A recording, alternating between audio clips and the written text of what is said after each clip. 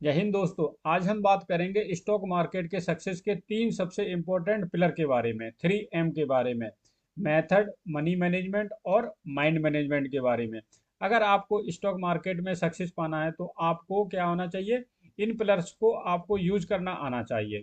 ठीक है, तो सबसे पहले हम बात करेंगे मेथड में। तो मेथड में क्या होता है कि एक आपका क्या होना चाहिए, एक स्ट्रेटजी होनी चाहिए। मेथड में क्या होनी चाहिए आपकी, एक स्ट्रेटजी होनी चाहिए कि आप किस बेस पे आप काम करते हो, कि आपका मेथड क्या है। कि मान लो अगर आप क्या हो, इन्वेस्टर हो, तो आपको क्या आना चाहिए, इन्वेस्टर को आना चाहिए फंडामेंटल एनालिसिस। ठीक है, इन्वेस्टर को क्या आना चाहिए, फंडामेंटल। अगर आप ट्रेडर हो, आप क्या हो, आप ट्रेडर हो।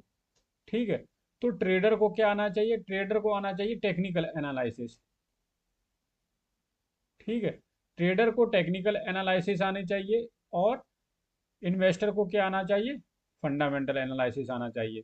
तो फंडामेंटल में हम क्या देखेंगे, तो फंडामेंटल में हम देखेंगे, हम कंपनी का क्या देखेंगे, प्रॉफिट देखेंगे। ठीक है, प्रॉफिट देखेंगे, उसके बाद में उसका रेवेन्यू देखेंगे, उसके बाद में उसकी ग्रोथ देखेंगे। तो फंडामेंटल एनालिसिस में क्या है कि कंपनी का profit, revenue, growth, over valued है, अंडर वैल्यूड है, और बैलेंस शीट। ठीक है, ये सब चीज़ें हमें क्या देखनी पड़ेंगी, फंडामेंटल एनालिसिस में देखनी पड़ेंगी। और टेक्निकल एनालिसिस में क्या होना चाहिए आपको, candlestick chart pattern, trend line draw करना आना चाहिए। ठीक है, ट्रेंड लाइन हो गया, सपोर्ट रेसिस्टेंस हो गया।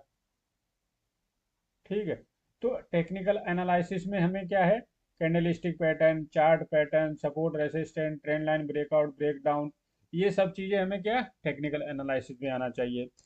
नेक्स्ट हम बात करते हैं कि आप अपनी क्या स्टाइल डिफाइन करो, कि आप इन्वेस्टर हो, ट्रेडर हो।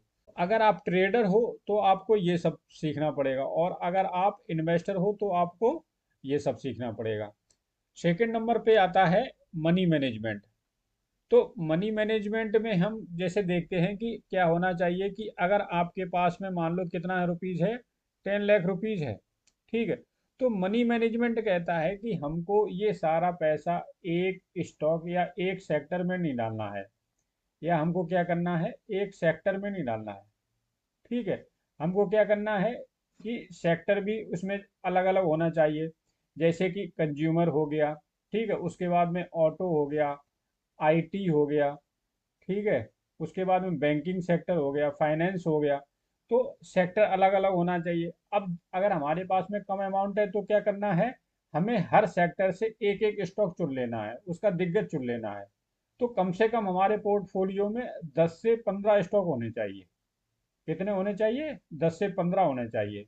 ज़्यादा कम भी नहीं होना चाहिए और बहुत ज़्यादा भी नहीं होना चाहिए। बहुत ज़्यादा हो जाएगा तो फिर क्या, एक इंडेक्स सा बन जाएगा।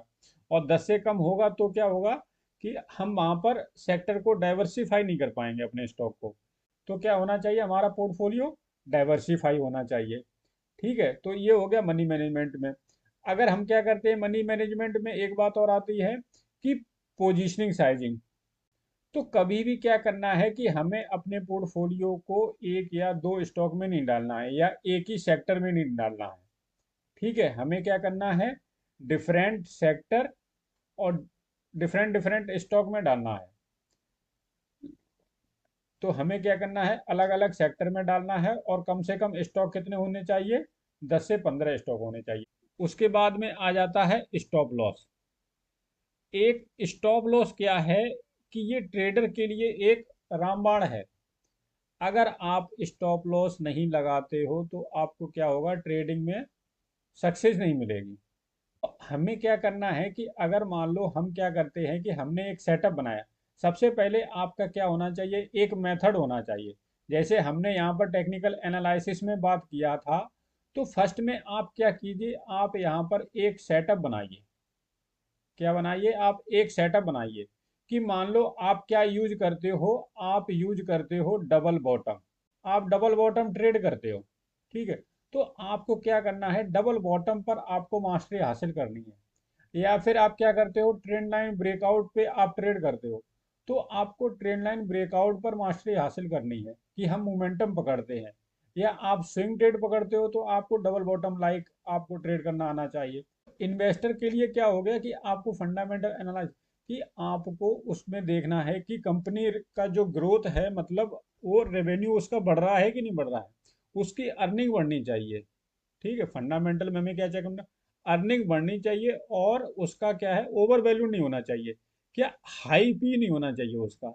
जैसे अभी क्या था, मार्केट जब 26 पे था तब पी रेशियो क्या था कई कंपनियों का, उनका 100 से लेके 150 तक था।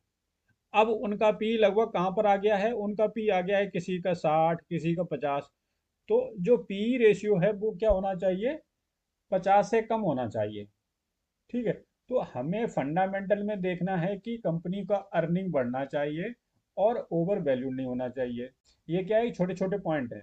अगर आपको ज़्यादा सीखना है तो आप ज़्यादा डिटेल में समझ सकते हैं, लेकिन आपको कुछ छोटा छोटा पॉइंट तो आने चाहिए। उसके बाद टेक्निकल एनालिसिस में आपको candlestick chart pattern, tail line breakout, break down, ये क्या होता है।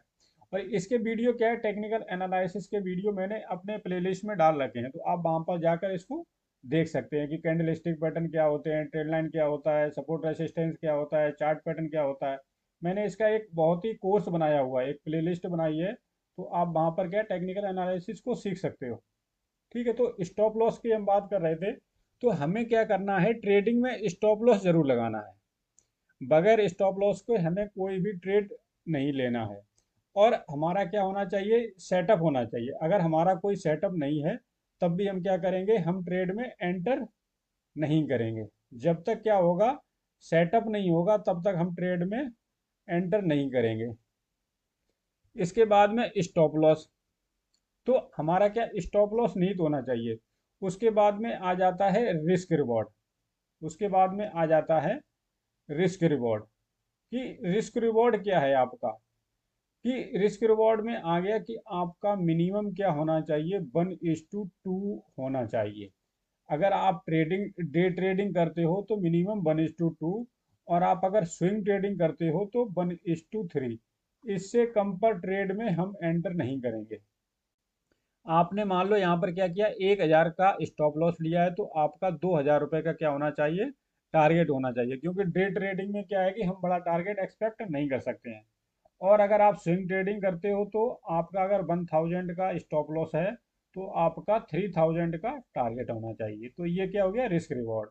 तो हमें 1:2 से मिनिमम रिस्क रिवॉर्ड नहीं रखना है।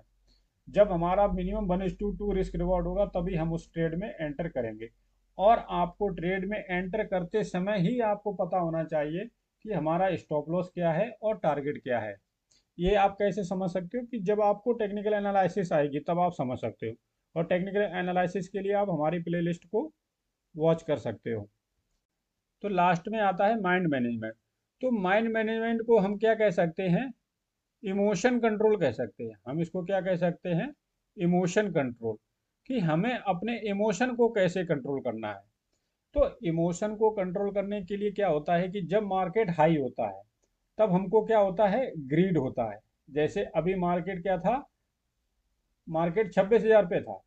ठीक है, तो हमें वहां पर क्या आ रहा था, हमें वहां पर ग्रीड आ रहा था कि अब मार्केट और ऊपर जा सकता है और ऊपर जा सकता है। तो हमने क्या किया, वहां पर प्रॉफिट बुक नहीं किया। तो हमें 26,000 पे क्या करना था, प्रॉफिट बुक करना था। और जैसे अभी मार्केट क्या 22,000 पर गया था, तो 22,000 पे जब मार्केट गया था तो हमें क्या यहाँ पर फियर हो रहा था, हमें यहाँ पर क्या हो रहा था, फियर हो रहा था कि अब मार्केट और गिर सकता है। तो हमें क्या करना है, जब मार्केट हाई होता है तो हमें ग्रीड नहीं करना होता है। और जब मार्केट डाउन होता है, करेक्शन कर चुका होता है, तो हमें वहां पर क्या है, फियर नहीं करना है। हमें एटलीस्ट एसआईपी मोड में हमें इन्वेस्टमेंट कर लेनी चाहिए। और अगर आप ट्रेडिंग करते हो तो आपका स्टॉप लॉस है, अगर आपका स्टॉप लॉस गया तो उस ट्रेड से आप क्या कर सकते हो, एग्जिट कर सकते हो। और अगर आप इन्वेस्टर हो तो आप वहाँ पर एसआईपी मोड में इन्वेस्टमेंट कर सकते हो, कि अगर यहाँ से भाई 500 पॉइंट नीचे गया या 5% और डाउन जाएगा तो हम एक किस्त और डालेंगे। अगर उससे 5% और नीचे गया तो हम एक सिप और डालेंगे। तो इस तरीके से क्या है कि हम इन्वेस्टिंग कर सकते हैं। और ट्रेडर के लिए क्या है, कि ट्रेडर के लिए है कि सबसे पहले उसका क्या एक सेटअप होना चाहिए। सेटअप होने के बाद में आ गया आपका रिस्क रिवॉर्ड और स्टॉप लॉस। अगर आपका स्टॉप लॉस और टारगेट निश्चित है तो अगर आपका स्टॉप लॉस हिट होता है तो एग्जिट कर जाइए, और टारगेट हिट होता है तो एग्जिट कर जाइए। तो हमने बात की कि ग्रीड और फियर की। तो ग्रीड और फियर में आ गया कि जब मार्केट टॉप पर होता है तो हमें वहां पर ग्रीड नहीं करना है, और जब मार्केट बॉटम पे या डाउन होता है तो हमें वहां पर फियर नहीं करना है। नेक्स्ट आता है डिसिप्लिन। तो डिसिप्लिन में क्या है कि हम सबसे पहले क्या करेंगे, अगर हमें इन्वेस्टमेंट करनी है या ट्रेडिंग करनी है तो हम क्या करेंगे, कोई भी चीज़ प्लान करेंगे पहले कि हमें किसी स्टॉक में इन्वेस्टमेंट करना है या ट्रेडिंग करनी है, तो हम क्या करेंगे, प्लानिंग करेंगे। प्लानिंग करने के बाद में अगर हम ट्रेडिंग करते हैं तो हम क्या करेंगे, सबसे पहले हम चार्ट पैटर्न सेटअप देखेंगे। अगर हमारा सबसे पहले क्या आएगा, सेटअप आएगा, तो हमने सेटअप को देखा। सेटअप को देखने के बाद में हम क्या देखेंगे, उसमें हम रिस्क रिवॉर्ड देखेंगे। ठीक है, कि इसमें रिस्क रिवॉर्ड क्या है, कि हमारा स्टॉप लॉस क्या है और टारगेट क्या है। हमने स्टॉप लॉस और टारगेट कर दिया कि ये हमारा स्टॉप लॉस है, ये टारगेट है और ये हमारा रिस्क रिवॉर्ड है। फिर उसके बाद में क्या जाता है आपका एंट्री। एंट्री करने से पहले हम एक चीज़ और क्या देखेंगे कि पोजीशनिंग साइजिंग। हम क्या देखेंगे, पोजीशनिंग साइजिंग, हमें इस ट्रेड में कितना अमाउंट डालना है। तो हम क्या करेंगे, फिर क्वांटिटी डिसाइड करेंगे। ठीक है, क्वांटिटी डिसाइड करने के बाद में फिर हमें क्या करना है, ट्रेड में एंटर करना है। ठीक है, तो ट्रेड में हमने एंटर कर दिया। अब ट्रेड में एंटर करने के बाद में फिर हमें क्या है, नो स्क्रीन वॉच। ठीक है, हमें स्क्रीन नहीं देखनी है। हमें क्या करना है, स्टॉप लॉस और टारगेट लगा देना है, या आप क्या कर सकते हो, जीटीटी ऑर्डर लगा सकते हो। तो जीटीटी ऑर्डर में क्या होता है, आपका स्टॉप लॉस भी लग जाता है और टारगेट भी लग जाता है। अगर आपका स्टॉप लॉस हिट होता है तो आप एग्जिट कर जाएंगे, टारगेट हिट होता है तो एग्जिट कर जाएंगे। लेकिन अगर आप थोड़ा सा अगर रख सकें तो ये क्या है कि स्टॉप लॉस जो है ना वो हमें क्लोजिंग बेसिस पे रखना है। ठीक है, स्टॉप लॉस हमें क्या है रखना है, क्लोजिंग बेसिस पे रखना है। ठीक है, ये एक स्टॉप लॉस के लिए आप क्या है, एक ये पॉइंट आप नोट कर लें कि हमें स्टॉप लॉस क्या है, क्लोजिंग बेसिस पे रखना है। और अगर आप इन्वेस्टर हो तो क्या है कि इन्वेस्टर के लिए क्या होता है कि सबसे इम्पोर्टेंट पॉइंट बताऊं मैं इन्वेस्टर के लिए।